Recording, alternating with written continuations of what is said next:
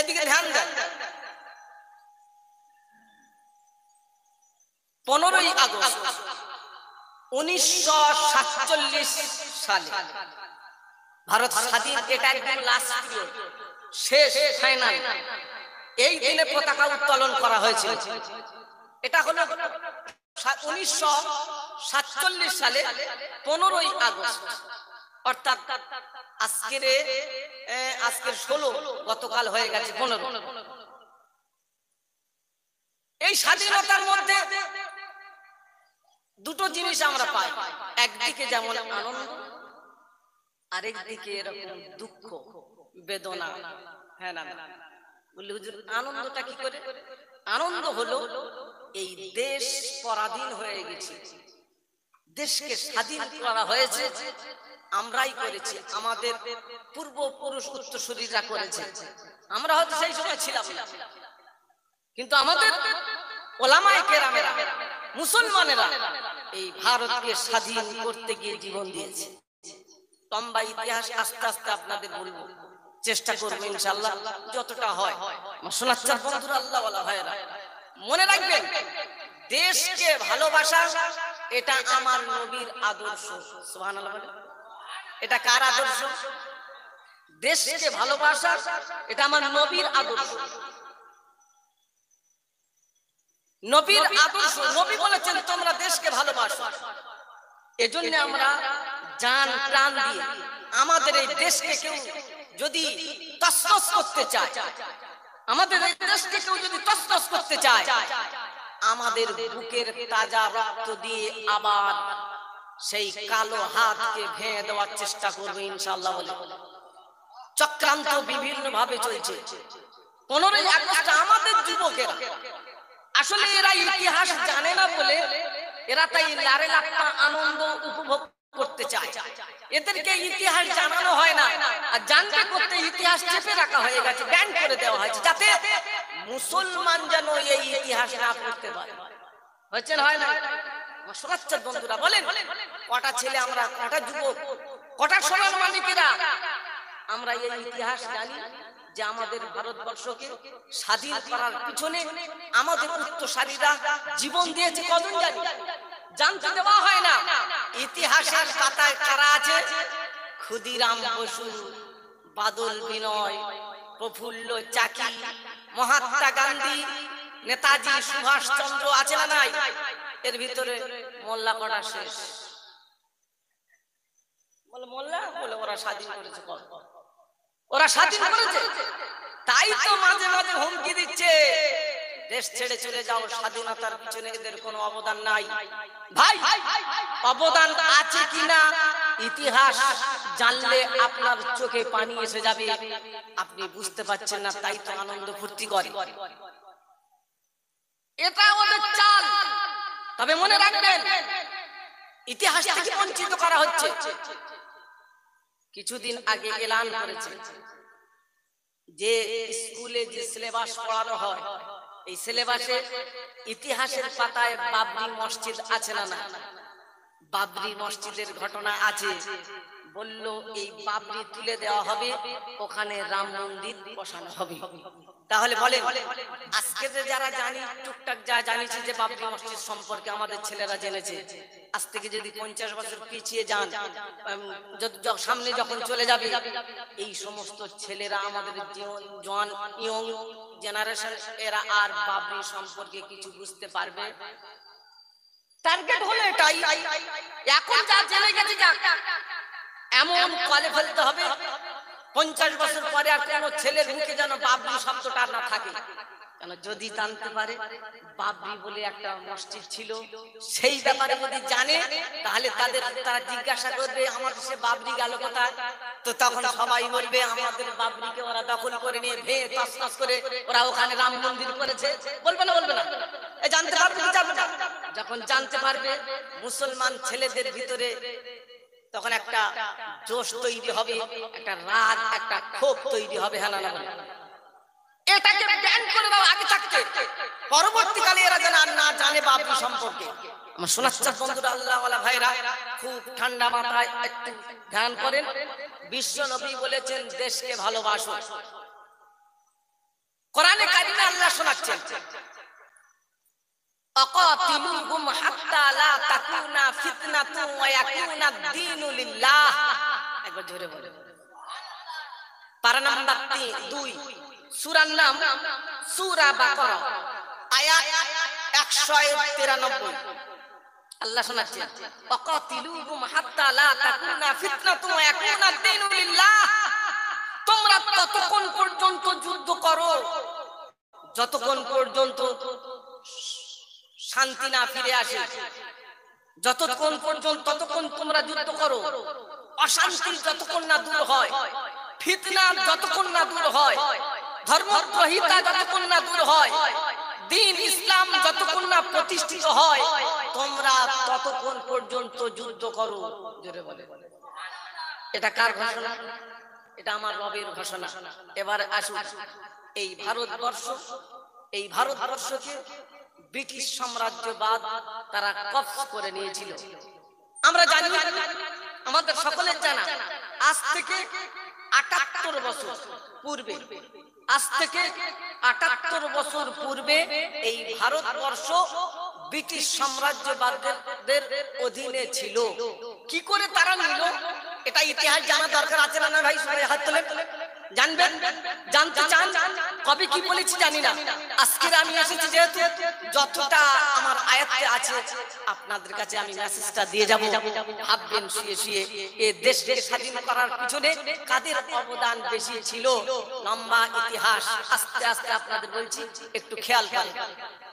তাহলে এর অধীনে ছিল।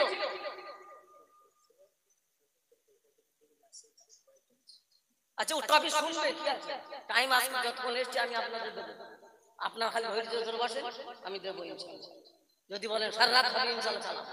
কি রাজি আছেন? ইতিহাসটা একটুখানি জানার দরকার। তুমি কেন বিশৃঙ্খল করছো? তাফসীর তো সারা জীবন শুনেছেন, কি করেছেন জানি না, একটুখানি এটাও জেনে রাখা দরকার। হ্যাঁ, সবাই রাজি আছেন? ইতিহাস শুনবেন একটুখানি, আমি ইনশাআল্লাহ। এবার কে চলে যাবে যায় দরকার না, যে কটা গেছে যাক। আমরা যে কজন আছে ঠান্ডা মাথায় আমি আপনাদের কাছে হালকা ভাবে আস্তে আস্তে দিচ্ছি। আসেন, এই ভারতকে ৭৮ বছর পূর্বে ভারত কাদের হাতে ছিল? ইংরেজদের অধীনে ছিল। কি করে নিল মনে রাখবেন। ইস্ট ইন্ডিয়া কোম্পানি ইস্যু করে অনুমতি নিয়ে এই ভারতবর্ষে তারা এসেছিল। কি করার জন্য এসেছিল? ব্যবসা করতে। সেই পিরিয়ডে বাদশা সম্রাট যিনি ছিলেন ভারতবর্ষে, তিনি ছিলেন বাদশা সম্রাট জাহাঙ্গীর। কি নাম? জাহাঙ্গীর। তিনি তখন দেশ পরিচালনা করছিলেন। তিনি সাদাসিধে মন, তাদের অনুমতি দিলেন, ঠিক আছে বসো। ভারতবর্ষে এসে তারা যে উদ্দেশ্য করে ব্যবসার নাম করে ঢুকেছে, উদ্দেশ্য আসলে ব্যবসার নয়। উদ্দেশ্য ছিল এই ভারতবর্ষকে শোষণ করে এর অর্থ সম্পদ লুট করে তাদের দেশে ফিরিয়ে নিয়ে যাও, এটাই তাদের উদ্দেশ্য। আর এই উদ্দেশ্য হাসিল করার জন্য তারা অগ্রসর হতে লাগলো আস্তে আস্তে। 1717 জাহাঙ্গীর তাদের অনুমতি দিলেন 500 বর্গমিটার জায়গা। কত কত 500 বর্গমিটার জায়গায় অনুমতি দিলেন, এখানে তোমরা ব্যবসা করো। ওরা আস্তে আস্তে ওদের চক্রান্তর দিকে ওরা অগ্রসর হতে লাগলো। 1717 খ্রিস্টাব্দে ওরা ভারতবর্ষে মাইসুর নামে একটা জায়গা, কি নাম? মাইসুর। এই জায়গাটা তাদের অধীনে নিয়ে কবজ করল। এরপরে তারা 1740 থেকে 1757 খ্রিস্টাব্দের মধ্যে 23শে জুন, কত জুন? 23শে জুন পলাশীর যুদ্ধ শুরু করেছিল। বাদশা সম্রাট তখন ছিল নবাব সিরাজউদ্দৌলা। সিরাজউদ্দৌলাকে পরাজয় করে দিল। পরাজয় করার পরে ওরা আরো ভালো করে ভালোভাবে ভারতকে আরো দখল করার ওরা আরো মজবুত করে ধরে নিল। এই মজবুত করে ধরার পরে তারা ক্ষান্ত থাকে নাই, তারা এরপরে ভারতবাসীর উপরে অত্যাচার শুরু করলো। কি শুরু করলো ভাই? অত্যাচার। মনে রাখবেন, অত্যাচার করতে করতে বলল যারা মুসলমান যারা দাড়ি রাখবে তাদের 2.5 টাকা কর দিতে হবে। ইতিহাস জানা আছে? জানা নাই। 2.5 টাকা দাড়ি আজকে রেখেছি আমরা, আজকে স্বাধীন হয়েছে বলে দাড়ি রাখতে পেরেছি। আমরা যখন পরাধীন ছিলাম দাড়ি রাখলে 2.5 টাকা কর দিতে হতো ব্রিটিশদের। 2.5 টাকা কর চাপিয়ে দিল। শুধু তাই নাই, বলল ভারতবর্ষে যারা জন্মগ্রহণ করবে ভারতীয় ভাবে, জন্মসূত্রে ভারতীয় হবে, তবে মনে রাখে আইন কানুন বিধান নিয়ম নীতি কৃষ্টি কালচার সব ব্রিটিশদের মতো হতে হবে। শুধু তাই নয়, বলল ভারতবর্ষের মানুষের ধর্মীয় কোনো অধিকার থাকবে না। আমাদের অধিকারকে ছিনিয়ে নিয়েছিল। আমার সমাজের বন্ধুরা, আল্লাহওয়ালা ভাইরা, এই রকম একটা পিরিয়ডে, এই রকম একটা সময় এই ইংরেজদের এই রকম একটা চ্যালেঞ্জের মোকাবিলা করার জন্য এবারে আসুন, এই রকম একটা চ্যালেঞ্জের মোকাবিলা করার জন্য ভারত বিখ্যাত আলেম, ভারত বুজুর্গ বলা হয় যাকে, ভারত গুরু বলা হয়, যার নাম হলো হযরত মাওলানা শাহ ওলিউল্লাহ মুহাদ্দিস দেহলভী রাহমাতুল্লাহ আলাইহি, তার সুযোগ্য সাহেব জাদা হযরত মাওলানা আব্দুল আজিজ মুহাদ্দিস দেহলভী রাহমাতুল্লাহ আলাইহি, তিনি সেই পিরিয়ডে ব্রিটিশ সাম্রাজ্যবাদীদের বিরুদ্ধে তিনি প্রথম জিহাদের ঘোষণা দিয়েছেন। একবার জোরে বলে, মন খুলে বলে ভাই, ব্রিটিশদের বিরুদ্ধে, সাম্রাজ্যবাদীদের বিরুদ্ধে কেউ তখন কোন হিন্দু এগিয়ে আসে নাই, কোন খ্রিস্টান আসে নাই, কোন ঈসাই আসে নাই। ভারতবর্ষের বিখ্যাত হযরত মাওলানা আব্দুল আজিজ মুহাদ্দিস দেহলভী রাহমাতুল্লাহ আলাইহি, তিনি সর্বপ্রথমে বললেন বেঈমানদের বিরুদ্ধে যুদ্ধ করা লাগবে, জিহাদের ফতোয়া দিয়ে দিলেন। কারণ কারণ ইমানদার হিসাবে নৈতিক দায়িত্ব, একজন ইমানদারের নৈতিক দায়িত্ব দেশকে স্বাধীন করা। তাই তিনি প্রথমে জিহাদের ডাক দিলেন, ফতোয়া দেওয়ার ফতোয়াকে বাজেয়াপ্ত করে দেওয়া হলো। এরপরে তিনি প্রকাশ্যে ফতোয়া দিলেন, জিহাদের ডাক দিলেন।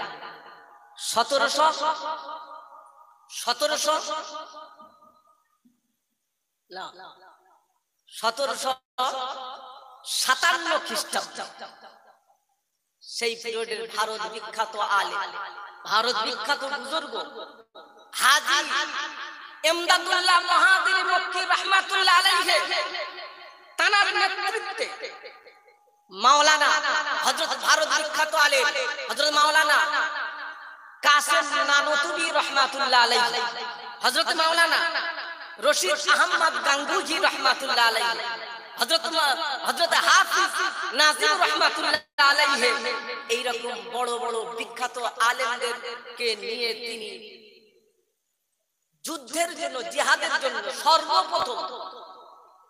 সর্বপ্রথম যুদ্ধ শ্যামলীর ময়দানে, কোথায় কোথায় জোরে বলেন, কোথায়? শ্যামলীর ময়দানে ব্রিটিশদের বিরুদ্ধে প্রথম জিহাদ করলেন। তাদের কামান অস্ত্র শস্ত্র কেড়ে নিলেন। এই সময় ওই যে ইস্ট ইন্ডিয়া কোম্পানি, প্রথমে যে কোম্পানি ঢুকেছিল, কোম্পানি ঘোষণা দিল যে ভারতবর্ষের দাড়িওয়ালা, টুপিওয়ালা, লম্বা জামা পরনেওয়ালাদেরকে ফাঁসির দড়িতে ঝুলিয়ে দাও। আমার সোনাচ্চার বন্ধু আল্লাহওয়ালা ভাইরা, 1-2 সপ্তাহের মধ্যে 2 লক্ষ দাড়িওয়ালা, টুপিওয়ালাদেরকে ফাঁসির দড়িতে ঝুলিয়ে দেওয়া হয়েছিল। আমরা আমাদের এই ইতিহাস থেকে বঞ্চিত, হ্যাঁ না? ইতিহাস আমাদের জানা নাই। 2 লক্ষের ভিতরে 5000 শুধু ওলামায়ে কেরাম ছিলেন, 5000 আলেম, এই 5000 আলেমকে ফাঁসি দেওয়া হলো। সেই পিরিয়ডে দিল্লির শহরে 500 আলেমকে একসাথে ফাঁসির দড়িতে ঝুলিয়ে দেওয়া হয়েছে। মিস্টার ট্যামসন তিনি তার জীবনীতে লিখেছেন, দিল্লির চাঁদনি চক থেকে খয়রাবাদ পর্যন্ত একটা সড়ক ছিল, রাস্তা ছিল। সেই রাস্তার দুই পাশে যত গাছ ছিল, প্রত্যেকটা গাছে এমন কোন গাছ ছিল না যে গাছের গায়ে আলেমদেরকে ফাঁসি দেওয়া হয় না। আমার শোনাচ্ছে বন্ধুরা, আল্লাহওয়ালা ভাইরা, শুধু তাই নয়, দিল্লির সেই সময় দিল্লির শহরে দিল্লির বিখ্যাত আলেম হযরত মাওলানা ফজলে হক খয়রাবাদী রাহমাতুল্লাহ আলাইহি, তিনি 300 আলেমদেরকে নিয়ে তিনি জিহাদের ফতোয়া দিলেন।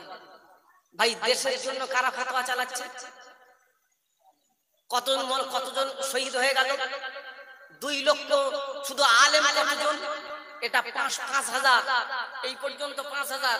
এবারে আসেন, হযরত ফজলে হক খয়রাবাদী রাহমাতুল্লাহ আলাইহি তিনি বই পুস্তক লিখেছিলেন ওই ব্রিটিশদের বিরুদ্ধে। তার বই পুস্তককে বাজেয়াপ্ত করে দেওয়া হয়েছে। তিনি যুদ্ধের জন্য যখন ডাক দিলেন, ব্রিটিশ সাম্রাজ্যবাদের প্রশাসন তাকে ধরে ফেলল। তাকে ধরে নিয়ে সেলুলার সেলের জেলে সশ্রম কারাদণ্ড দিল। কাকে? হযরত ফজলে হক খয়রাবাদীকে।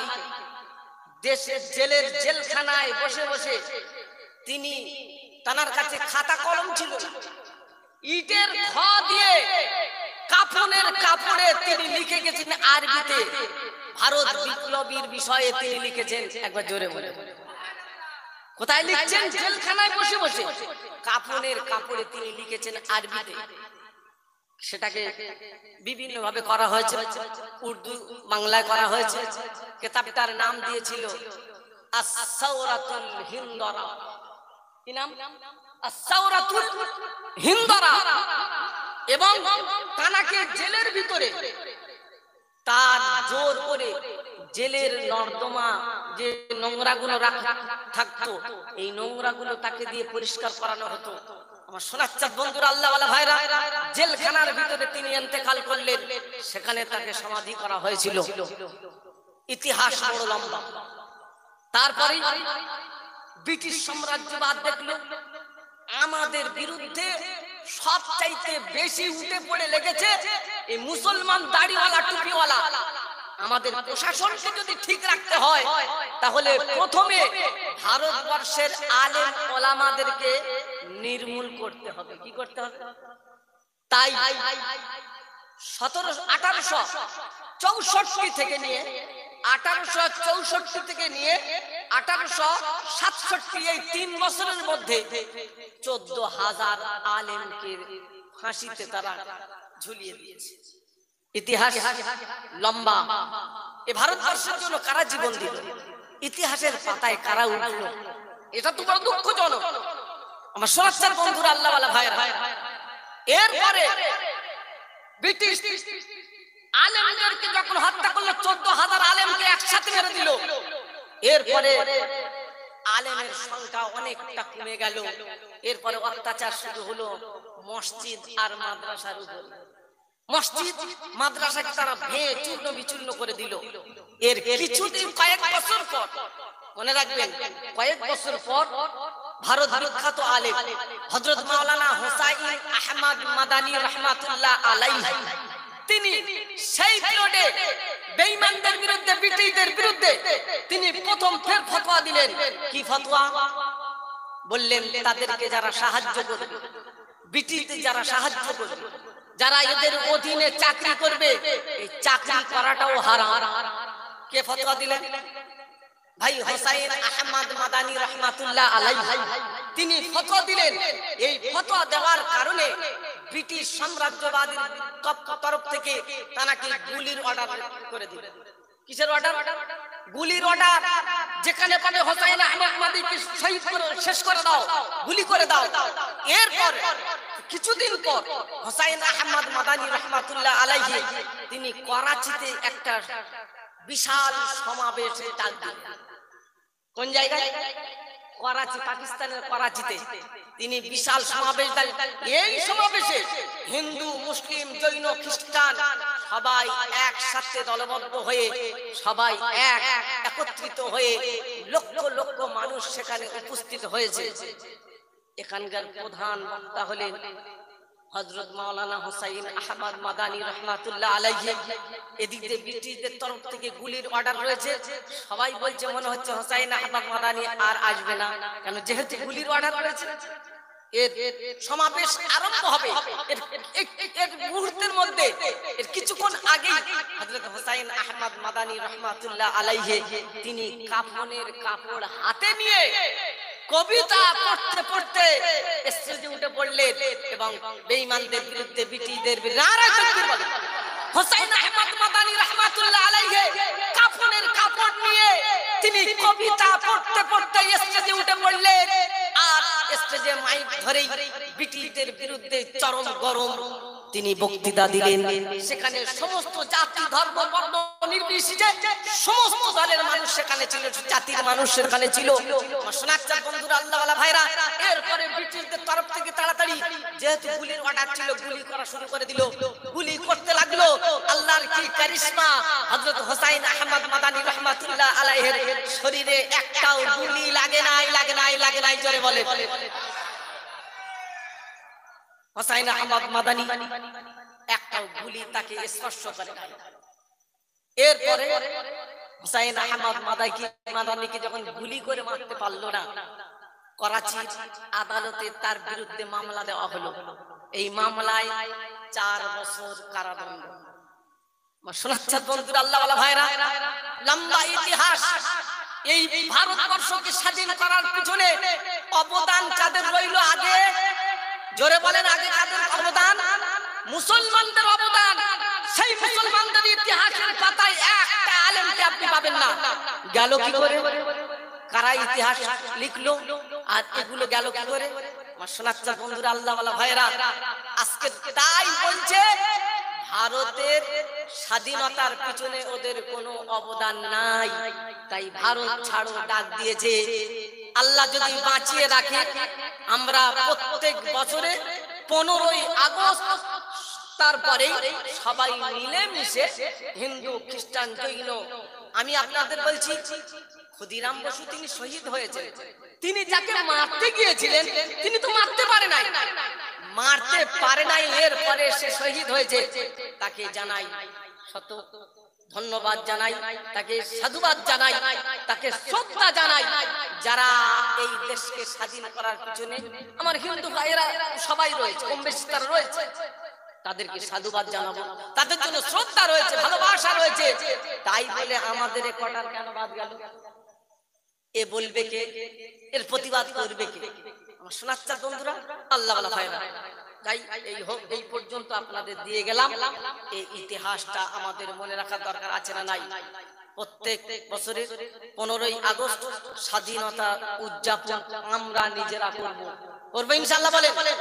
এবং আমাদের জওয়ান যুবকদের বলবো, ওই সমস্ত ওলামায়ে কেরাম যারা জীবন দিয়েছে, যারা বিবিকে বিয়ে করেছে, সন্তানদেরকে ইতিম বানিয়েছে, তাদের জন্য আনন্দ ফুর্তি নয়, লারে লাপ্পা নয়, ব্যান্ড পার্টি নয়, গান বাজনা নয়, তাদের জন্য আমরা পারিত। আজকের আপনাদের এই যে গতকাল যে কেরাত প্রতিযোগিতা হয়েছে, সত্যি কথা বলছি আমি খুব খুশি হয়েছি।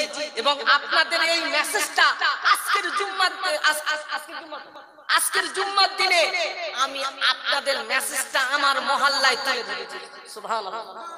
কারণ আমি আমার গ্রামের জন যুবকদের বললাম, দেখ আজকের আমার প্রোগ্রাম হচ্ছে হাসনাবাদে, তাদের যে মেসেজ আর তোদের মেসেজ আলাদা। তোরা আজকে লারে রাপ্পা করেছিস, হাঁস ছেড়ে দিয়ে সবাই মিলে ধরছে। আচ্ছা বলেন তো, 20 জনা মিলে হাঁস ছেড়ে দিলে ধরে কজন পাবে? তো একজন পাবে, একজন। 19 জনের যে কষ্ট হবে এটা আপনি ভেবেছেন? এই জন্য এটা জায়েজ নয়, এটা হারাম। শোনাচ্ছেন বন্ধুরা, আল্লাহওয়ালা ভাইরা। এরপরে দেখি খেলা আরম্ভ করেছে। কি খেলা? কলা গাছে সর্ষে লাগিয়ে দিয়ে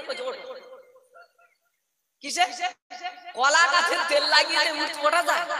মানে যত রকমের কুকীর্তি কাজ আমাদের ছেলেরা, আমাদের ইতিহাস জানা নাই বলে তো তাই আপনাদের মেসেজ আমরা মহল্লা আজকে তুলে ধরেছি। দেখে পারেন তো তাদের সবসানির জন্য, তাদের রুহের মাগফিরাতের জন্য আমরা কোরআন তেলাওয়াত করব, কোরআনের প্রতিযোগিতা লাগাবো, কিরাত গজল প্রতিযোগিতা নাত হবে, সব তাদের রুহের মাগফিরাতের জন্য আমরা দোয়া করব। আপনাদের জওয়ান যুবক সোনার মানিকেরা যে কাজটা করেছে আমার খুব পছন্দ হয়েছে। আগামীতে হবে ইনশাআল্লাহ, বলেন ইনশাআল্লাহ। আগামীতে এরকম কেরাত তাদের জন্য, তাদের রুহের মাগফিরাতের জন্য আমরা প্রতিযোগিতামূলক কোরআন শিখবো, কোরআন শুনবো, মাহফিল ওয়াজ নসিহত শুনবো, তাদের জন্য শেষের বেলা দোয়াও করে যাব ইনশাআল্লাহ।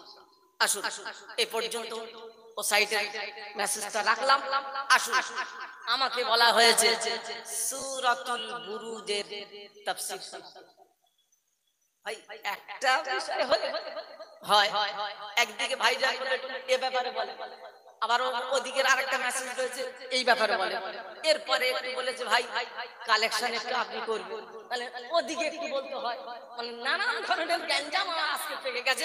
আপনাদের কাছে খুব ভালোভাবে আমি লাইন বাই কিছু করতে পারছি না, তবে যতটা পারছি টোপ দিয়ে আপনাদের যাচ্ছি। আল্লাহ কোনদিন যদি আবার সুযোগ দেয় সেদিন কোরআনের তাফসীর শোনাবো ইনশাআল্লাহ।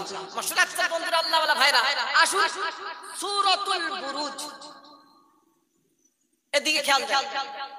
সূরাতুল বুরুজ এটা 29 পারা, সূরাটির নাম সূরাতুল বুরুজ। এই সূরাটি মক্কায় নাযিল হয়েছে। এই সূরাটির মধ্যে 22টা আয়াত আছে। কটা আয়াত? 22টা আয়াত আছে। এই সূরাটার একেবারে শেষের দিকে 22 নম্বর অর্থাৎ শেষ আয়াত কি আছে জানেন? ফি লাউহিম মাহফুজ। যে কোরআন থেকে আপনাদের কাছে আমি বয়ান করব, আর কোরআন থেকে বয়ান শোনানোর কথা এটা আমার কথা না, এটা আমার রবের কথা। জোরে বলেন সুবহানাল্লাহ। তিনি বললেন বয়ান যখন হবে তো কোরআন দিয়েই হবে।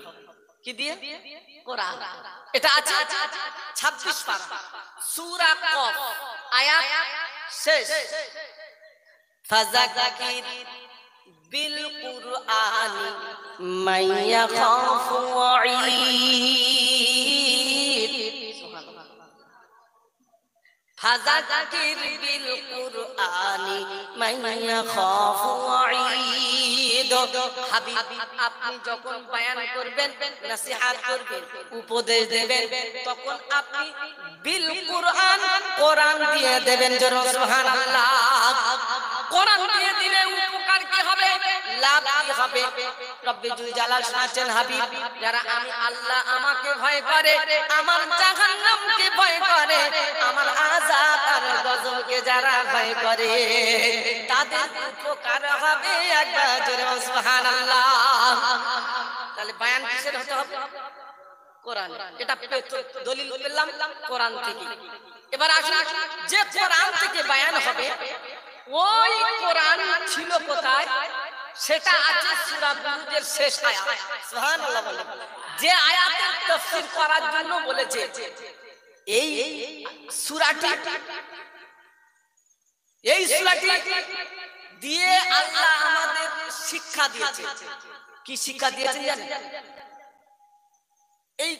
এই সূরাটি দিয়ে আল্লাহ আমাদেরকে একটা বিশাল শিক্ষা দিয়েছে। সেই শিক্ষাটি হলো ঈমানদার, যারা ঈমানদার, যারা ঈমানের দাবিদার, যারা ঈমান এনেছে, তাদের ঈমানকে তারা যেন মজবুত রাখে, তারা ঈমানের উপর যেন টিকে থাকে। ঈমান ভাই, ঈমান উপরে টিকে থাকতে হবে এবং সর্বপ্রথমে সেই রবের উপরে ঈমান আনতে হবে। সুবহানাল্লাহ। কার উপর ঈমান? আল্লাহর উপর ঈমান প্রথমে আনতে হবে। এটা পাবেন কোথায়? এটা আছে 28 পারা, সূরা তাগাবুন, আয়াত 8, সুবহানাল্লাহ। প্রথমে আল্লাহর উপর ঈমান। আপনাদের এই এলাকার একজন বক্তা সাহেব তিনি বলেছিলেন প্রথমে নবীর উপর ঈমান আনতে হবে। বলেছেন বলেন? শুনেছেন আপনারা? আমি নাম ধরছি না, তবে আপনারা শুনেছেন, মেসেজ আপনাদের কাছে আছে। তিনি বলেছিল প্রথমে নবীর উপরে ঈমান আনতে হবে। আপনাদের আজকে শুনিয়ে দিয়ে যাচ্ছি 28 পারা সূরা তাগাবুন আয়াত 8। আল্লাহ শোনাচ্ছেন প্রথমে কার উপরে ঈমান আনতে হবে তিনি বলেই দিয়েছেন। কি বলেছেন? ফাআমিনু বিল্লাহি ওয়া রাসূলিহি ওয়ান নূরিল্লাযী আনজালনা ওয়াল্লাহু বিমা তা'মালুনা খাবীর। রব্বুল জালাল শোনাচ্ছেন প্রথমে ফাআমিনু বিল্লাহ, সর্বপ্রথমে আমি আল্লাহ, আমার উপরে তোমাদের ঈমান আনতে হবে। এরপরে ওয়ার রাসূল, আমার রাসূলের প্রতি ঈমান আনতে হবে। আমি আল্লাহ, আমার উপরে কেন ঈমান আনতে হবে? আমি আল্লাহ, আমার উপরে ঈমান এই জন্য আনতে হবে, আমার উপরে যারা ঈমান আনবে যতক্ষণ পর্যন্ত আমার প্রতি বিশ্বাস হবে না, আমার কথা তাদের কোনোদিন ভালো লাগবে না। না, আব্দুল মাতিন যত ভালো বয়ান করুক না কেন, আপনাদের যদি ভালো না লাগে, প্রথমে যদি আমার প্রতি ভালো ধারণা না থাকে, আমি যত ভালো কথা বলি না কেন ও কথা আপনাদের ভালো লাগবে না। তাই রব্বুল জালাল শোনাচ্ছে বান্দা প্রথমে আমার প্রতি ঈমান আনতে হবে, বিশ্বাস করতে হবে। ফাআমিনু বিল্লাহ, সর্বপ্রথমে আমি আল্লাহ, আমার উপরে ঈমান আনতে হবে। আমার উপরে যখন আমার বান্দা ঈমান আনবে, আমার হুকুম তাদের মানা সহজ হবে। সুবহানাল্লাহ। হ্যাঁ না হবে না? এরপর আল্লাহ শোনাচ্ছেন ওয়ার রাসূল, আমার রাসূলের প্রতি ঈমান আনতে হবে, বিশ্বাস আনতে হবে। নবীকে যদি বিশ্বাস না করি, নবীর আদর্শের উপরে চলা সহজ হবে না। এজন্য আল্লাহ শোনাচ্ছেন আমার উপরে ঈমান, আমার নবীর উপরে ঈমান। তারপর বলছেন ওয়ান্নুরিল্লাযী আনজালনা, এখানে নূর বলতে কোরআনকে বোঝানো হয়েছে। বলছেন সুবহানাল্লাহ। কোরআনের প্রতি প্রথমে ঈমান আনতে হবে, প্রথমে আল্লাহ, তারপরে রাসূল, তারপরে কার উপরে? নূর।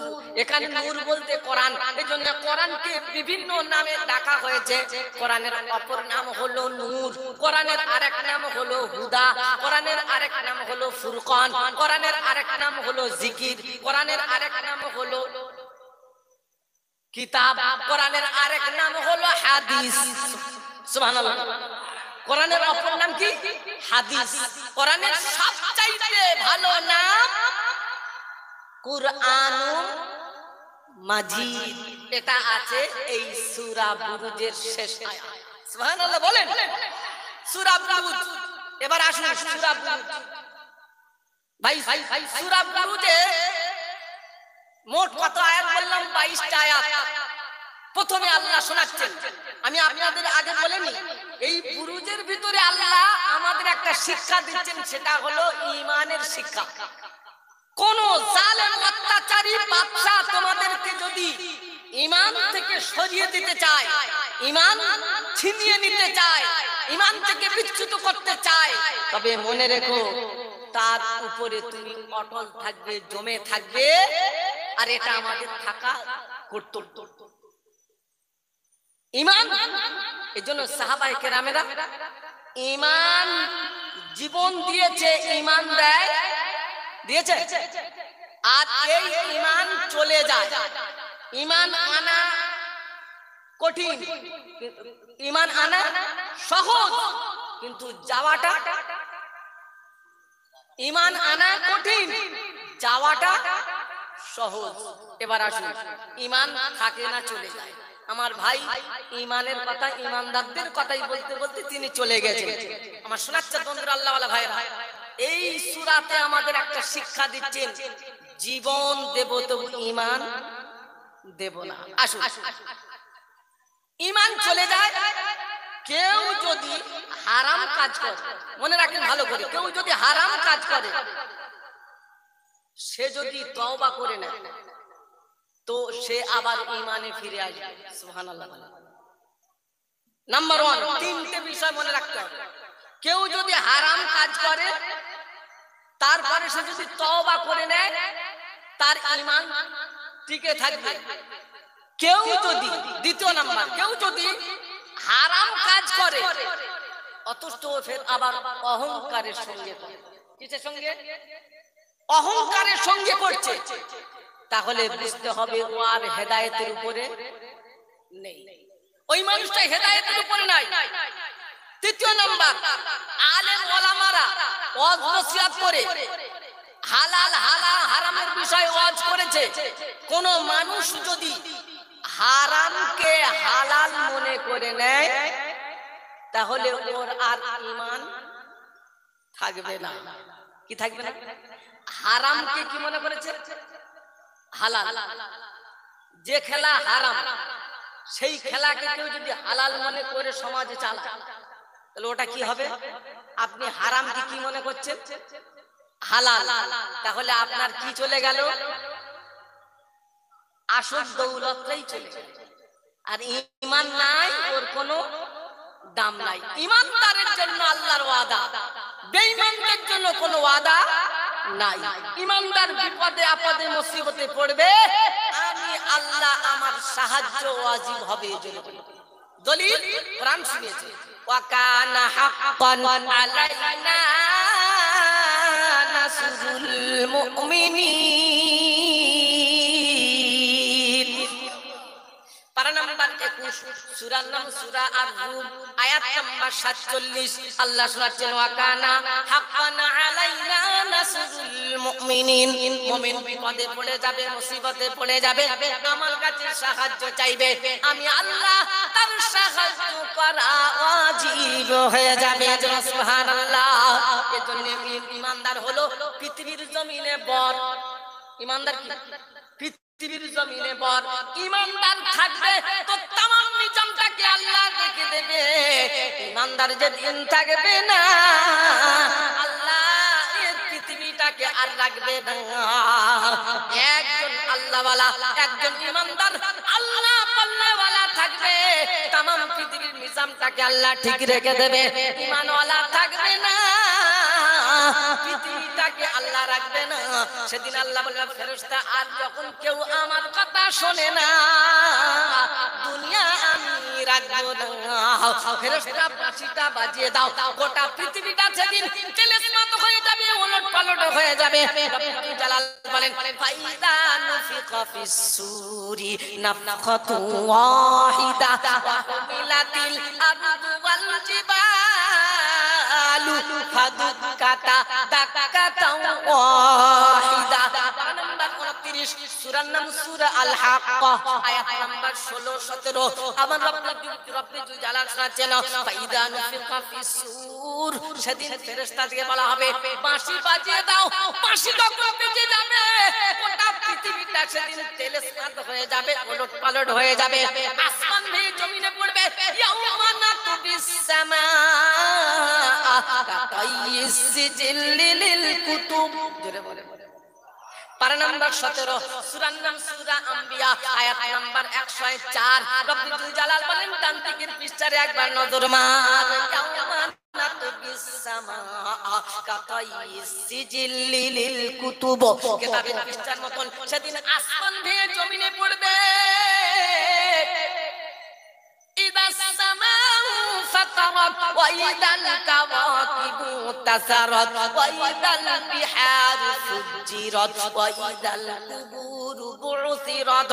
পারা নাম্বার 30, সূরার নাম সূরা ইনফিতার, আয়াত নাম্বার 1 থেকে 4। রব্বুল জালাল শোনাচ্ছেন, ইদাস সামাউ ফাতারাত, সেদিন আসমান দীর্ণ বিদীর্ণ হয়ে যাবে।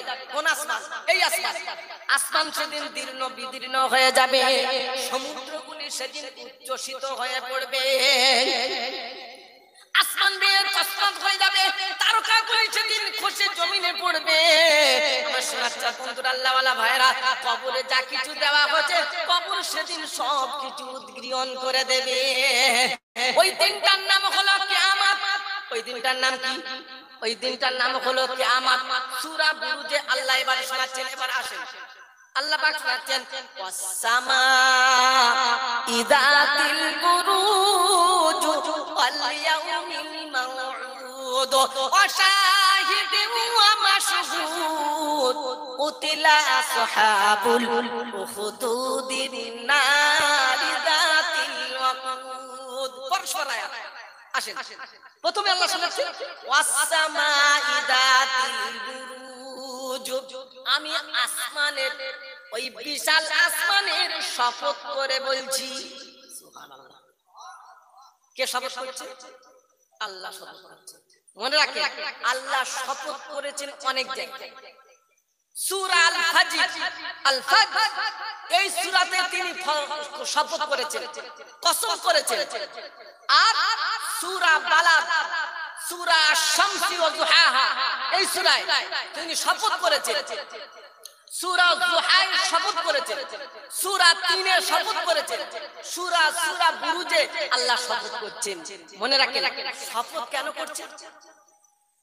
আমি আল্লাহ যে কথাটা, আল্লাহ কথা যেটা বলে সেটা সত্য না মিথ্যা, আল্লাহর শপথ করার কোনো প্রয়োজন নেই।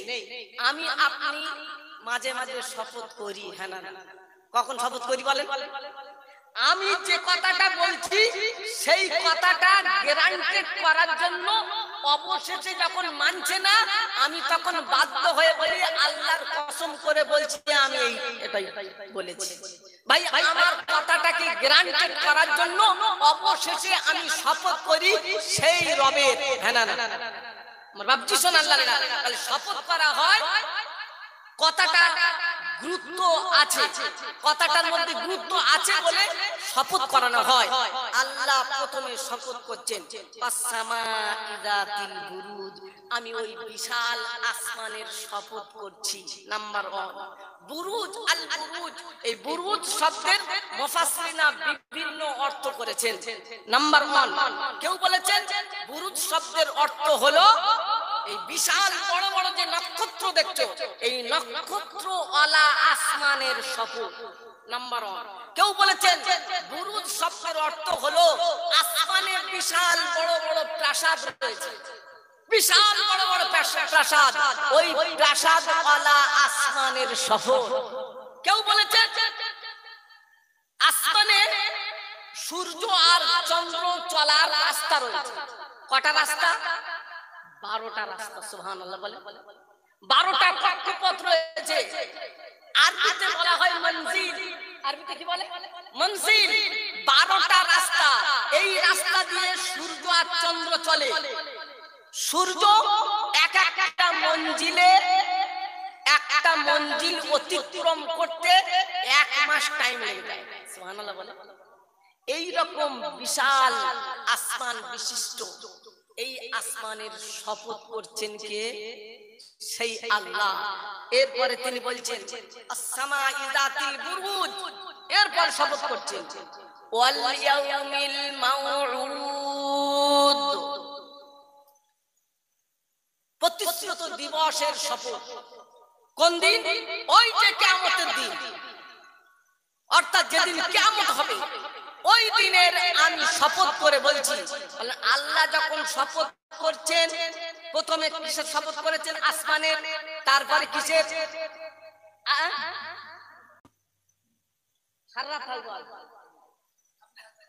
কি আছে আমার আজ না এখানে শেষ হয়, যা আজ খুলে বলে যাবে।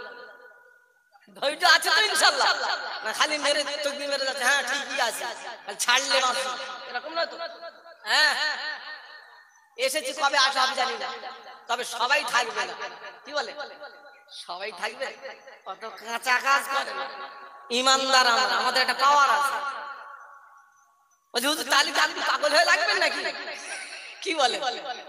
হ্যাঁ সবাই চাকরি আছেন না ছেড়ে দেবো? আপনারা যেহেতু শুনতে চেয়েছেন, সূরা বুরুজের এখন তাফসীর করতে গেলে আর ঘন্টা 2 লাগবে। যদি দেন তাহলে হবে ক্লিয়ার, আর তা না হলে আনক্লিয়ার থেকে যাবে। আমার সোনাচ্চার বন্ধুরা আসুন, সবে 2টো আয়াত পড়েছি, এখনো 20টা আয়াত বাকি। পড়েছি কবে? শুধু 2টো আয়াত। আসুন এরপরে আল্লাহ বলে ওয়াল ইয়াউমিল মাউউদ, আমি কিয়ামতের শপথ করে বলছি। কিয়ামতের শপথ ওয়াল ইয়াউমিল মাউউদ ওয়া শাহিদিন ওয়া মাশহুদ। আছে না নাই? সবাই তো জানে না সূরাটা, বলেন ওয়া শাহিদিন ওয়া মাশহুদ। এখানে সাক্ষী, সাক্ষ্য দিবসের সাক্ষ্য এবং সাক্ষ্যের, দ্রষ্টা এবং দৃষ্টের, এটাকে মুফাসসিররা লিখেছেন আশ-শাহিদ এর অর্থ করেছেন জুমার দিন। এর উদ্দেশ্য হলো আশ-শাহিদের উদ্দেশ্য হলো জুমার দিন। জুমা মানে সারা সপ্তাহের মধ্যে সবচাইতে ভালো দিন কোনটা? জুমার দিন। জুমা মানে কি? জুমা মানে একত্রিত হওয়া। জুমা মানে একত্রিত হওয়া। এই জন্য আল্লাহ অন্য জায়গায় বলেছেন ইয়াউমা ইয়াজমাউকুম লিয়াউমিল জামঈ যালিকা ইয়াউমুত তাগাবুন। পারা নাম্বার 28, সূরার নাম সূরা তাগাবুন, আয়াত নাম্বার 9। আর এটা সুন্দর করে আল্লাহ কয় ইয়াউমা ইয়াজমাউকুম লিয়াউমিল জামঈ যালিকা ইয়াউমুত তাগাবুন। সেদিনকে আমি জমায়েত করব। স্মরণ করো ওই দিনের কথা, যেদিনকে আমি সবাইকে একত্রিত করব, জমায়েত করব, এক জায়গায় করব। এই জন্য করব সেদিন কেউ বা হেরে যাবে, সেদিন কেউ বা জিতে যাবে। হারবে কারা, জিতবে কারা? রব্বুল জালাল বলেন সেদিন হার আর জিতের দিন হবে। সেদিন কেউ হেরে যাবে, সেদিন কেউ বা জিতে যাবে। কেউ বা জান্নাতে যাবে, কেউ বা জাহান্নামে যাবে। ফারিকু ফিল জান্নাতি ওয়া ফারিকু ফিস সাঈর। পারা নাম্বার 25, সূরার নাম সূরা আশ-শুরা, আয়াত নাম্বার 7। রব্বুল জালাল শোনাচ্ছেন 7 নম্বর আয়াতে শেষের দিকে আল্লাহ বলেন ফারিকুন ফিল জান্নাতি ওয়া ফারিকুন ফিস সাঈর। সেদিন এক শ্রেণীর লোক তারা জান্নাতে চলে যাবে, আবার কেউ বা জাহান্নামে যাবে। ইয়াউমা ইয়াজমাউকুম লিয়াউমিল জামঈ যালিকা ইয়াউমুত তাগাবুন। সেদিন যারা ঈমানদার, যারা ঈমান এনেছে, তারা আমার জান্নাত পাবে। আর ঈমান থেকে যারা হটে গেছে, তারা জাহান্নামী হবে। ওয়াল ইয়াউমিল মাউউদ ওয়া শাহিদিন ওয়া মাশহুদ। এবারে শুনেন, এ পর্যন্ত আল্লাহ শপথ করছেন, ওয়া শাহিদিন ওয়া মাশহুদ পর্যন্ত শপথ করছেন। তার মানে তিনি যে কথাটা এর পরে বলবেন, ওই কথাটা বড় গুরুত্বপূর্ণ কথা। কি বলেছেন? কুতিলা আসহাবুল উখদুদিন নার যাতিল ওয়াকুদ। আল্লাহ বলছেন, এর পরে বলছেন, শপথ করার পরে বলছেন কুতিলা আসহাবুল উখদুদ, ধ্বংস গর্তের অধিবাসীরা, ধ্বংস গর্ত খননকারীরা। কি বললেন? গর্ত খননকারীরা। এখন আপনারা বললেন হঠাৎ করে গর্তের কথা এখানে এলো কেন? এই ব্যাপারে আল্লাহ একটা ঘটনা আমাদেরকে শুনিয়েছেন। ওই ঘটনা শুনতে গেলে এখনো 1-1.5 ঘন্টা টাইম লাগবে। শুনবেন? বলে হুজুর ছাড়লে মাসি অশোনাচ্ছা বন্ধুরা, আল্লাহওয়ালা ভাইরা, আল্লাহ বলেন কুতিলা আসহাবুল উখদুদ। আসহাবুল উখদুদ গর্ত খননকারীরা ধ্বংস, গর্তের অধিবাসীরা ধ্বংস। আন্নার, যে গর্তের মধ্যে ছিল আগুন, যার জ্বালানি ছিল কাঠ দিয়ে আগুন জ্বালানো হয়েছিল, ওই আগুন জ্বালিয়ে দগদগে আগুনের ভিতরে আন্নার যাতিল ওয়াকুদ ইদহুম আলাইহা কুউদ, ইদহুম আলাইহা কুউদ। রব্বুল জালাল বলেন ওই গর্তের পাশে একজন জালেম অত্যাচারী বাদশা ওই গর্তের পাশে বসে বসে ঈমানদারদেরকে ওই আগুনের মধ্যে ফেলছে। আর এই বাদশা ওই গর্তের উপরে বসে বসে তার চেলা চামুন্ডাদেরকে নিয়ে আনন্দ আর ফুর্তি করছিল। এটা আল্লাহ দেখছেন। জোরে বলে আন্নার যাতিল ওয়াকুদ ইদহুম আলাইহা কুউদ, ইদহুম আলাইহা কুউদ। তাদেরকে কেন গর্তে ফেলা হচ্ছে? ইদহুম আলাইহা কুউদ, ওয়াহুম আলা মা ইয়াফআলুনা বিল মুমিনিনা শুহুদ। কেন ওই গর্তের মধ্যে ফেলা হচ্ছে জানেন? তাদেরকে কেন ওই গর্তের মধ্যে ফেলা হচ্ছে? তাদের অপরাধটা কি? তারা কি অন্যায় করেছে? ইদহুম আলাইহা কুউদ ওয়াহুম আলা মা ইয়াফআলুনা বিল মুমিনিনা শুহুদ। এরপর আল্লাহ শোনাচ্ছেন ওয়ামা নাকাবু মিনহুম ইল্লা আন ইউমিনু বিল্লাহিল আজিজিল হামিদ। তাদের কেন তাদেরকে গর্ত ফেলা হচ্ছে জানো? তাদের অপরাধটা কি জানো? আল্লাহ বলেন ইল্লা আন ইউমিনু বিল্লাহ। তারা কেন আল্লাহর উপরে ঈমান আনবে? অপরাধটা কি ও ভাই? অপরাধটা কি? আল্লাহ শোনাচ্ছেন অপরাধ তাদের এটাই, ইল্লা আন ইউমিনু বিল্লাহ, কেন তারা আল্লাহর প্রতি ঈমান আনবে? এই অপরাধের কারণে তাদেরকে ওই গর্তের মধ্যে ফেলে পুড়িয়ে মারা হচ্ছিল। এরপরে আল্লাহ একটা ঘটনা উল্লেখ করেছেন। আমার শোনাচ্ছেন বন্ধুরা, আল্লাহওয়ালা ভাইরা, ওই ঘটনা শুনতে গেলে আরো টাইম লাগবে। এজন্য আজকের আমি আর এই ঘটনা শোনানো সম্ভব আপনাদের মন মানসিকতা আমি বুঝতে পারছি। যেহেতু 12টা পার হয়ে গেছে, এর পুরো সর্বনাশ, 12টা পার হয়ে গেছে। আর ভাইজানদের একটা আবেদনও আমার কাছে রেখেছে,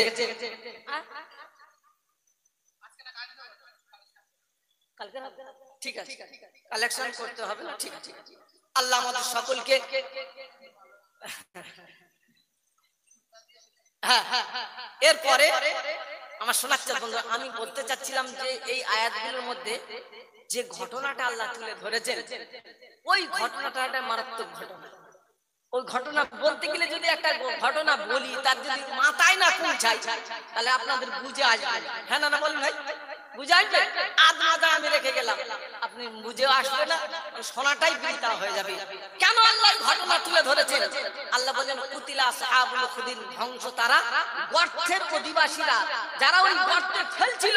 ওই বাদশা অত্যাচারী জালেম শাসক, তিনি ঈমানদারদেরকে ধরে ধরে ওই গর্তের মধ্যে ফেলে দিচ্ছিল, পুড়ছিল। ঈমানদার পুড়ছে, জ্বলছে, আর বেঈমান উপরের গর্তের কিনারায় বসে বসে আনন্দ উপভোগ করছিল। আল্লাহ সব কিছু দেখছেন। এরপরে আল্লাহ বললেন, লম্বা পরস্পর আয়াত দিয়ে আল্লাহ বোঝাতে চেয়েছেন। আমার সবচেয়ে বলার উদ্দেশ্য হলো, এই আয়াত থেকে আমাদেরকে একটা শিক্ষা নিতে হবে। ঈমানদার, তোমার ঈমানটাকে তুমি মজবুত করে রেখে যাবে। তোমার এই ঈমান মজবুত করার পিছনে অনেক ধরনের ষড়যন্ত্র চলবে। হ্যাঁ না বলে, আজকের বিভিন্ন ভাবে বিভিন্ন প্রসেসের মাধ্যম দিয়ে ঈমানকে নষ্ট করার চক্রান্ত চলছে কি চলে না বাপ? চলছে না? ঈমান কিভাবে নষ্ট করা যায়? আর ঈমানদারদের আল্লাহ ওয়াদা করেছেন, ঈমানদারদের পাওয়ার, ঈমানদারদের জন্য আল্লাহ দয়ার জান্নাত রেখেছেন। ওই আয়াতের পরস্পর আয়াতে শোনাচ্ছেন, ইল্লাল্লাযীনা আমানু ওয়া আমিলুস সালিহাত, যারা ঈমান এনেছে, বিশ্বাস করেছে, আমলে সালিহ করেছে, উত্তম কাজ, ভালো কাজ করেছে, আমি আল্লাহ তাদের জন্য রেখেছি জান্নাত। সুবহানাল্লাহ। জান্নাতে যেতে চাই, ঈমানদারদের ঈমানকে মজবুত করে রেখে দিতে হবে। আর এই ঈমানের পরীক্ষা হবে, কখনো তেলেতে ভাজা হবে, কখনো মাথার উপরে তলোয়ার চালানো হবে, করাত চালানো হবে। ওই ঘটনার মধ্যে আছে, মাত্র ওই ঘটনাটাই মধ্যে আছে যে মাথার উপরে করাত দিয়ে টানা হচ্ছে, আর বলছে তোর রবকে ভুলে যেতে হবে। বেঈমানদের জবাব দিয়েছে যে আমার মাথাটাকে দুটুকরো যদি করো, তবু আমার রবের ঈমানের যে ট্যাবলেট আমি পান করেছি, এই ট্যাবলেট আর বাহির করা যাবে? জোরে বলে। এই জন্য সাহাবায়ে কেরামদের উপরে অত্যাচারের রোলা চলেছে। আল্লাহ জোরে বলেছে, তোমরা এমনি এমনি জান্নাতে চলে যাবে? তোমরা কি ভেবেছো এমনি এমনি জান্নাতে চলে যাবে? তোমাদের কোনো পরীক্ষা হবে না? আমি আল্লাহ তোমাদের যে তোমরা যে ঈমানদার, পরীক্ষা করব না? আমি এমনি ছেড়ে দেবো? তোমরা বলো আমরা ঈমান এনেছি, আর আমি আল্লাহ যাচাই করবো না, বাছাই করবো না, তোমাদের ছেড়ে দেবো, আমার জান্নাতে চলে যাও? অত সহজ নয়। আমি তোমাদেরকে পরীক্ষা করব, লিয়াবলুয়াকুম আইয়ুকুম আহসানু আমালা। আমি তোমাদের পরীক্ষা করব, কে ভালো কাজ করেছে, কে উত্তম কাজ করেছে। ঈমানটাকে টিকে রাখতে হবে আমাদের, আমার ঈমান মজবুত করে রাখতে হবে। যারা ঈমানের উপরে জমে থাকবে, আদে আল্লাহ তাদের জন্য অফার দিচ্ছেন, ইন্নাল্লাযীনা ক্বালু রব্বুনাল্লাহু তুম্মা ইসতাকামু তাতানাজ্জালু আলাইহিমুল মালাইকাতু আল্লা তাখাফু ওয়া লা তাহজানু ওয়া আবশিরু বিল জান্নাতিল্লাতী কুনতুম তুআদুন। জোরে বলেন। এটা 24 পারা হামিম সিজদা আয়াত 33, আয়াত 33 কি 30। রব্বে দুই জালাল ইন্নাল্লাযীনা নিশ্চয়ই যারা আমাকে রব বলে মেনে নিয়েছে, ক্বালু রব্বুনাল্লাহ, যারা আমাকে রব বলে মেনে নিয়েছে, প্রভু বলে মেনে নিয়েছে, সুম্মাস্তাকামু, তারা তার উপরে জমেছিল, ইস্তাকামাত ছিল, জমেছিল, তাদের উপরে অনেক ঝড় তুফান এসেছে, তারা তার থেকে সরে না। এই শোনাচ্ছেন বন্ধুরা, আল্লাহ ওয়ালা ভাইরা, ঈমানদারদেরকে দেখে তেল টকবক করে ফুটছে, আর ওই বাচ্চাগুলো নিয়ে তেলেতে চুবানো হচ্ছে, পাঁপড় ভাজার মতো ভেজে নিচ্ছে। বাপ দাঁড়িয়ে আছে, মা দাঁড়িয়ে আছে, জিজ্ঞাসা করা হচ্ছে, এখনো কি তোমরা পরিবর্তন হবে না, পাল্টাবে না? ঈমানদার বলছে, বেঈমান, বাচ্চাকে তেলে ভাজা করছি, ঠিক আছে, আমি এরপরে আমার নয় পালা আসবে, আমি মরতে রাজি। ঈমানদার দাঁড়িয়ে দাঁড়িয়ে হাসাহাসি করতে লেগেছে, দাঁড়িয়ে দাঁড়িয়ে হাসছে। বেঈমান থেকে জিজ্ঞাসা করছি, কি ব্যাপার, তোমার ছেলেকে তেলে ভেজেছি, তোমাকে পরে পালা আসছে, তুমি এখন হাসো কেউ না খেলে? বলে, বেঈমান শুনে নে, আমি এই জন্য হাসছি, আমাকে তুই তেলেতে, গরম তেলেতে দিয়ে দিবি, আমি একবার চলে যাব, আর তো ফিরে আসবো না। আমি চিন্তা করছি, আমাকে যদি আল্লাহ 100 জান দিত, আর প্রত্যেকটা জান আমি ওই তেলেতে একবার করে ডুব দিয়ে আসতাম। সুবহানাল্লাহ। ইন্নাল্লাযীনা ক্বালু রাব্বুনাল্লাহ, তারা বলে আমাকে আমার যারা রব বলে মেনে নিয়েছে, প্রভু বলে মেনে নিয়েছে, ইস্তাকামু, তার উপরে জমেছিল, ইস্তাকামাত ছিল, আমি আল্লাহ তাদের জন্য আফা দিয়েছি। ইন্নাল্লাযীনা ক্বালু রাব্বুনাল্লাহ সুম্মা ইস্তাকামু তাতানাজ্জালু আলাইহিমুল মালাইকা, এসে প্রথমে জাহান্নাম দেখাবে, বান্দা দেখে ঘাবড়ে যাবে, এরপরে আবার জান্নাতের চিত্র দেখাবে, ফটো দেখানো হবে, বান্দা দেখে খুশিতে বাগে বাবা হয়ে যাবে। ও বান্দা, তোমার কোনো চিন্তা নাই, আল্লাহ তাখাফু ওয়ালা তাহজানু, তোমার কোনো ভয় নাই, চিন্তা নাই, তুমি যে যার উপরে জমেছিলে, ওই রব ওয়াদা করেছে, ওই রবের ওয়াদা সত্য। ইন্না রাব্বাকা ইন্না ওয়াদাল্লাহি হক, ওই রবের ওয়াদা সত্য। জোরে বলেন সুবহানাল্লাহ। ওই ওয়াদা, ওই মালিক, ওই রব, ওই রব তিনি ওয়াদা করেছেন, যারা ঈমানটাকে টিকিয়ে রাখবে, জমিয়ে রাখবে, আমি আল্লাহ বলছি, তাদের মরণের সময় আমার রহমতি ফেরেশতারা যাবে, তাদের জানটাকে কবজ করবে, আর তাদের সুসংবাদ শোনাবে, ও বান্দা তুমি চিন্তা করো না, আল্লাহ তাকাবু, তোমার কোনো ভয় নাই, তোমার কোনো টেনশন নাই, তুমি চিন্তিত হয়ো না। ওয়া আবশিরু বিল জান্নাতিল্লাতী কুনতুম তুআদুন, আর ওই জান্নাতের সুসংবাদ শুনে তুমি সন্তুষ্ট হও, যে জান্নাতের ব্যাপারে তোমার রব ওয়াদা করেছে। তাহলে ঈমানদারদের জন্য ওয়াদা, বেঈমানদের জন্য কোন ওয়াদা? ঈমান চলে যায়, কয় ধরনের কথা বললাম? ঈমান আছে কিনা আপনি যাচাই বাছাই করবেন। যদি হারাম কাজ করার পরে ভালো লাগে, আনন্দ লাগে, তাহলে ঈমান ঠিকই আছে। আপনারা কি বলছেন? তাহলে ঈমানে আপনার বাজ পড়েছে। ভালো কাজ করছেন, অন্যায় কাজ করছেন, আবার অহংকারের সঙ্গে করছেন, ওই সাথে কথা রাখতো, আপনার দোয়া খেয়ে গিয়েছে, বাজ পড়েছে। ঈমান, সত্য ঈমান, অন্যায় কাজ করছেন, আবার আপনি ওটাকে হালাল মনে করছেন, ঠিক আছে। ও ফের কালকে টানা 3 দিন চালাচ্ছে না, ও এই জন্য কষ্ট হচ্ছে, ঠিক আছে। এতক্ষণ পর্যন্ত ভাইরা যতটা নিয়েছেন, আপনাদের কাছে শেষ মেসেজ আপনাদের দিয়ে যাই, ভাই ভালো কাজ করলে পুরস্কার পাবেন, মন্দ কাজ করলে কি করবেন? তিরস্কৃত হবে। ভেবে বুঝে কাজ করবেন। তবে যত আলেম ওলামারা যাই কিছু বলুক, আপনাদের পার করতে কেউ পারবে না। আর আমল আপনাকে করতে হবে, অন্য কেউ করে দিলে কি বলেন জোরে বলেন? হবে না। আমি যত কায়দা করি না কেন, আমি দোয়া করলেও গ্যারান্টেড হবে না। দলিল দুটো আয়াত আপনাদের দেব, এরপরে দোয়া হবে। যে যেখানে আছেন বসে যান। ভাই দাঁড়িয়ে আছেন, দোয়া তো আদবের সঙ্গে করতে হয়। দুটো আয়াত। ভালো কাজ করলে ভালো ফল পাবেন, মন্দ কাজ করবেন তিরস্কৃত হবেন। দলিল পারা নাম্বার 24 পারা